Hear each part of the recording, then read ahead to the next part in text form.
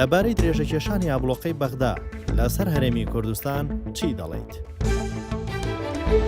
ئەو سزانێکە بەغدا بەسەر کوردستاندا سەپاندووان بەکارێکی ناڕەوا لە قەلام دەدرێت چونکە وەزعی خەڵکی کوردستان لە بارودۆخێکی زۆر ناخۆشدایە. وستومە سەفەرکەم بەهۆی ئەوە سەفەرم نەکردو کە مەتاڕەکانمان ترانزیتی بەغداکەن، ئەوە هەممانەوە زانین ترانزیتی بەغداکەن ئەچێتە بەغدا، لەبەرەوە لە بەغدا وەکو کوردێک لەوانەیە تەشخەڵەمان پێ بکەن یان شەڕمان پێ بفرۆشن.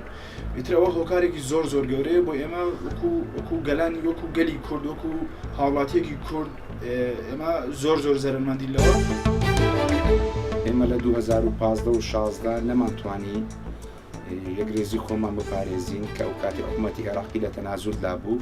ئێستا ئەمە هەرچی تەنازولات دەکەین لە بۆ حکوومەتی عێراقی ئەو ڕازی نابی لێمان، ئەوەش بەوەی سادەبیتن کە یەکرێزی خۆمان بپارێزین لە ناو خاچی کوردستان.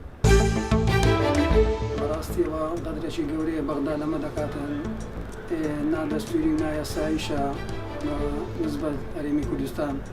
هیوادارم بەغدا و کێشەی چارەسەر بکاتن. ئێمە دایم دەستی ئاشتەوایمان بۆ بەغدا درێژ کردووە، بەڵام ئەو دایم عەرەب هەرغەدری لەمە کردووە بە درێژایی زەمان.